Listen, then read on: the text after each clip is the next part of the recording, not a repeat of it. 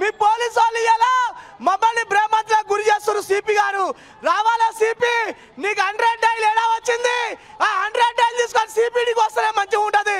లేకపోతే సిపిపై Banjara hills police వాళ్ళపై హైకోర్టులో ప్రజావాజ్యం వేస్తాం, భయపడమని చెప్పేసి మమ్మల్ని లంబాడీలని మాపై దాడి చేసిరు, మమ్మల్ని కులం పేరుతో తిట్టిరు, రౌడీల చేత మాపై దాడి చేయించారు. కాబట్టి రెయిన్బో హాస్పిటల్ యజమాన్యంపై పోలీసు వాళ్ళు ఎందుకు కేసు పెడతారు? ఎస్సీ అట్రాసిటీ ఇంత జరిగింది.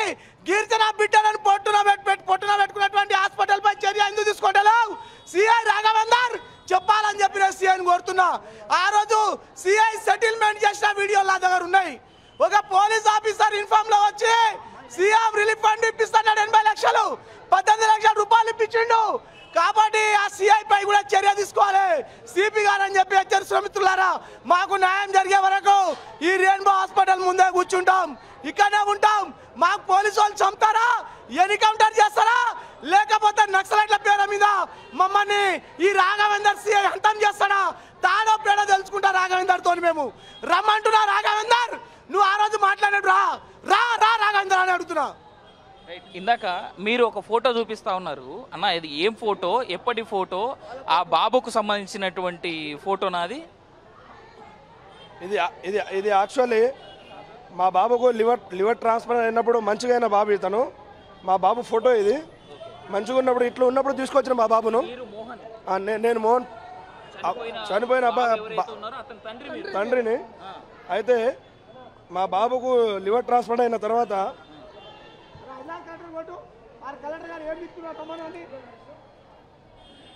ఇది చూడండి, లివర్ ట్రాన్స్ప్లాంట్ అయిన తర్వాత మా బాబు బాగా అయిపోయింది. లివర్ ట్రాన్స్ప్లాంట్ చేసిన తర్వాత మా బాబు బాగా అయిపోయిండు. ఆ తర్వాత ఆయన సరిగా ట్రీట్మెంట్ చేయకపోవడం వల్ల, ట్రీట్మెంట్లో ఆయన ఏదైతే లంగ్స్లో ఏదో టచ్ చేసి లోపల ఆపరేషన్ చేసేటప్పుడు సర్జరీ సరిగా కాకపోవడం వల్ల లంగ్స్లో ఇన్ఫెక్షన్ కావడం వల్ల మొత్తం చీమ వచ్చేసింది. ఆ విషయం తెలియని డాక్టరు కేవలం జ్వరం అని చెప్పేసి జ్వరానికి ఇంజక్షన్లు ఇచ్చి మొత్తం మా బాబుకు ఈ స్టేజ్లో తీసుకొచ్చిండు.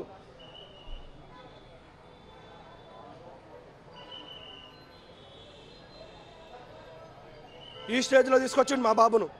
ఈ స్టేజ్లో తీసుకొచ్చిన తర్వాత సిటీ స్కాన్ చేయాలని చెప్పేసి సిటీ స్కాన్ చేసి ఒక కొద్దిగా పస్సు ఉంది, అది తీసేస్తే సరిపోతుందని చెప్పేసి సగం లంగ్ కట్ చేసిండు, లెఫ్ట్ లంగ్ కట్ చేసిన తర్వాత సగం లంగ్ కట్ చేసి 1 లీటర్ చీమ తీసిండు. 1 లీటర్ చీమ అనేది నేను క్వశ్చన్ వేసిన ఆయనకు, 1 లీటర్ చీమ అనేది 1 వారంలో కానీ 10 రోజుల్లో కానీ రాదు సార్, నువ్వు 2 నెలల నుంచి జ్వరం అని చూస్తున్నావు, ఇదే కనుక పస్సు ఉందని ముందే పసిరు కట్టి ఉంటే మా బాబు పానాలతో బతికేవాడంటే ఇప్పటికీ మించిపోయింది లేదు, మీ బాబు మంచిగా అవుతాడని చెప్పిండు. ఆ తర్వాత మీకు జరిగే పరిణామాలు కూడా చెప్పినా నేను. లెఫ్ట్ లంగ్ కట్ చేసిన తర్వాత కూడా మా బాబుకు జ్వరం వచ్చింది. మళ్ళీ ఎందుకు వస్తుంది సార్ అంటే కేవలం ఆయన సిటీ స్కాన్ చేయకపోవడం వల్ల, ఆయన ముందు జాగ్రత్త తీసుకోకపోవడం వల్ల.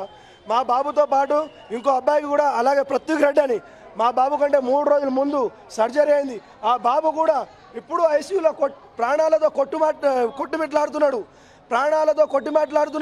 ఆ అబ్బాయికి మళ్ళీ లివర్ ట్రాన్స్ప్లాంట్ చేయాలన్నాడు మొన్నటి వరకు. మళ్ళీ ఇప్పుడు చేతులు ఎత్తేసి ఆ అబ్బాయి కూడా లివర్ ట్రాన్స్ప్లాంట్ చేస్తే మళ్ళీ చనిపోతాడని, ఎట్లయినా చనిపోతాడని వాళ్ళ తల్లిదండ్రులు పైన ఏడుస్తున్నారు ఐసీయూలో. ఒకసారి చూడండి మీడియా మిత్రులారా, ఒకసారి ప్రత్యేక్ రెడ్డి అని పేషెంట్ ఉన్నాడు పైన. ఆ అబ్బాయి కూడా రేపో మాపో చావబతులో కొట్టుమిట్టాడుతున్నాడు. నా బాబే కాదు, ఆ అబ్బాయే కాదు, ఇంకా చిన్నపిల్లలు 7 నెలల పాప ఒకటి, 8 నెలల బాబు ఒకటి ఐసీయూలో లివర్ ట్రాన్స్ప్లాంట్ చేసుకొని కొట్టి మాట్లాడుతున్నారు లోపల ప్రాణాలు కాపాడని వాళ్ళ తల్లిదండ్రులు మొత్తుకుంటా ఉన్నారు.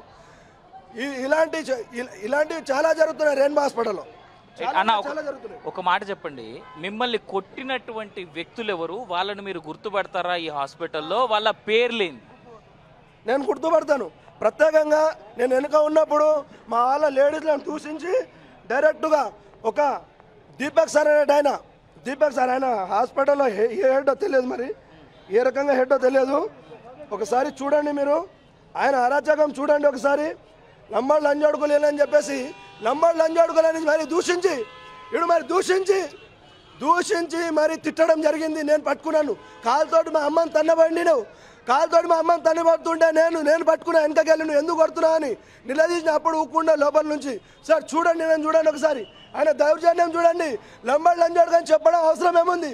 మేము ఎంత చులకనగా కనిపిస్తున్నాం, ఆయనకు చెప్పాలని బయటకు వచ్చి రీజన్ చెప్పాలి. మాకు కొట్టాల్సిన అవసరం ఏమొచ్చింది? మేము ఇప్పటివరకు ఆయన మీద చేయబెట్టుకున్నామా, తిట్టినామా, కొట్టినామా? వాళ్ళ హాస్పిటల్ ఎటువంటి దౌర్జన్యంగా మేము ఏ రకంగా మేము హాస్పిటల్కి మేము డ్యామేజ్ చేసినామో చూపించాలి. ఆయన ఏ రకంగా పైకి వచ్చి మా పైకి వచ్చి కొట్టిండు అది చూపించాలి మాకైతే. దీపక్ తో పాటు ఇంకా ఎవరెవరు దీంట్లో అంటే మీ మీద దాడి చేసిన వాళ్ళలో చాలా మంది ఉన్నారు. ఆఫీస్ స్టాఫాలు చాలా మంది ఉన్నారు. నేను అందరిని గుర్తుపెట్టుకోలేను. ఏదైతే దీపక్ అనేటి ఆయన ఉన్నాడో ఇంతకుముందు నా బాబు విషయంలో కూడా చాలా నాకు మోసం చేసిండు. బిల్లు విషయంలో ఎల్ఓసి తీసుకోరా గవర్నమెంట్ నుంచి అని చెప్పేసి ఇదే దీపక్ అని చెప్పి మేము ఎల్ఓసి కోసం సెక్రటరీ ముందు పోతే వెనకకెళ్ళి ఫోన్ చేసిండు సెక్రటరీ లోపల వాళ్ళకు ఎల్ఓసి ఇవ్వకండి, మేము హాస్పిటల్ నుంచి చాలా వాళ్ళ బాబుకు మేము ఖర్చు పెట్టినని చెప్పడం జరిగింది. లోపల సెక్రటరీలో మేము ఎల్ఓసి మనం అడిగితే రెయిన్బో హాస్పిటల్ వాళ్ళు చాలా మీకు బెనిఫిట్ చేసిరంట, మేము ఇయ్యమని మాకు పంపించడం జరిగింది గవర్నమెంట్ వాళ్ళే. ఇలాంటి బ్లాక్ మెయిలింగ్ చేసి మా దగ్గర డబ్బులు నొక్కుతూ ఉన్నాడు ఈ దీపక్ అనేటి ఆయన. మొత్తం దీపక్ అనేటి ఆయన హ్యాండ్ ఓవర్లో ఉంది. మొత్తం ఈ బిల్లులు అనేది మొత్తం వ్యవస్థ మొత్తం దీపక్ నడిపిస్తున్నాడు. రైట్. ఇక్కడ మృతుడికి సంబంధించినటువంటి ఇంకో బంధువు కూడా ఉన్నారు, ఆయనతో కూడా మాట్లాడేటువంటి ప్రయత్నం చేద్దాం. దీపక్ తో పాటు ఇంకెవరు అసలు ఇవాళ ఉదయం మీరు ఎందుకు వచ్చారు, వచ్చినప్పటి నుంచి ఏం జరిగింది క్లియర్ ఎక్స్ప్లెయిన్ చేయండి. ఉదయం మేము 10 గంటల సమయంలో బంజారా హిల్స్లో ఉన్నటువంటి రెయిన్బో హాస్పిటల్ రావడం జరిగింది. ఏదైతే 1,20,00,000 రూపాయలు మా బాబు చికిత్స కోసం వాళ్ళు ఇక్కడ కట్టడం జరిగింది. 1,20,00,000 రూపాయలు కట్టినా కూడా బాబు బతకడం లేదు, బాబు చనిపోవడం జరిగింది. అప్పుడు ఎవరో మీకు సెటిల్మెంట్ చేస్తాము అని చెప్పేసి లక్ష్మణ్, దీపక్, ప్రశాంత్ రెడ్డి, ఇంకో సమ్మన్ పర్సన్ నలుగురు తీసుకెళ్ళి మమ్మల్ని కింద రూమ్లో కూర్చోబెట్టడం జరిగింది. మీరు తినిరండి, మీకు మేము న్యాయం చేస్తామని చెప్పారు. తర్వాత మేము తినేసి మళ్ళీ లోపలికి వెళ్తే మమ్మల్ని భౌతిక దాడులు చేసి అరే లంబాడి లంజా కొడకల్లారా మీరు ఏం చేసుకుంటారో చేసుకోండి, మిమ్మల్ని రూపాయి ఇచ్చేది ఏం లేదు, ఎవరిని పిలిపించుకుంటారో పిలిపించుకోండి చేసి మమ్మల్ని రూమ్లో మేము అడడానికి పోతే మమ్మల్ని లోపల భౌతిక దాడి గుండా ముఖలు, రౌడీ ముఖలు, ఏదైతే లోకల్లో రౌడీ షీటర్లు ఉన్నారో మా మీద భౌతిక దాడి చేయడం జరిగింది. కాబట్టి ఇప్పుడే డిఎంహెచ్ఓ గారు, ఇక్కడ ఉన్నటువంటి జిల్లా కలెక్టర్ గారు, ఇక్కడ ఉన్నటువంటి ఎవరైతే మంత్రి గారు రావాల్సి వచ్చి ఈ హాస్పిటల్ సోకాసులు ఇచ్చి బంద్ చేయాలని చెప్పేసి మేము కోరుకుంటున్నా. ఇంకో విషయం ఏంటంటే మీడియా మిత్రులు లోపలికి వస్తుంటే మీడియా మిత్రులను కూడా కొట్టడం జరిగింది. ఎందుకు కొడుతున్నారు? మీ తప్పు చేయలే, మా మీడియా మిత్రులకు ఎందుకు లోపల రానివ్వట్లేదు? మా బాధను మీరు ఎందుకు వినదర్చలేదు? మేము ఏం తప్పు చేశాము, మేము ఏం బాధ చేస్తున్నాము? కేటీఆర్ సార్, మీరు ప్రజాస్వామ్యంలో ప్రజాపాలన ఎక్కడా లేదు. తెలంగాణ రాష్ట్రంలో గుండా పాలన జరుగుతూ ఉన్నది. కాబట్టి గిరిజనుల మీద ప్రేమతో రెయిన్బో హాస్పిటల్ ఇమీడియట్లీ మీరు రావాలని చెప్పేసి మేము కేటీఆర్ గారు మీరు రావాలని చెప్పి కోరుతా ఉన్నా. మీరేం చెప్తారు? ఇగో ఇది ఆ రోజు బాబు నైట్ చనిపోయినప్పుడు మా లేడీస్లో ఒక 10 మంది, ఒక 20 మంది దాకా ఉన్నారు. అయితే అన్న మేము వాష్రూమ్ పోతామే నైట్, ఆ రోజు బయట తీసుకోవాలంటే మీ లంబడాలు చెట్ల పండి వస్తారు కాబట్టి బయటనే పోసుకోండి, మీకు హాస్పిటల్ ఇంత పెద్ద కార్పొరేట్ హాస్పిటల్ మీకు లోపల అలా చేయమని పక్కనే వండబెట్టిరు మమ్మల్ని అందరినీ.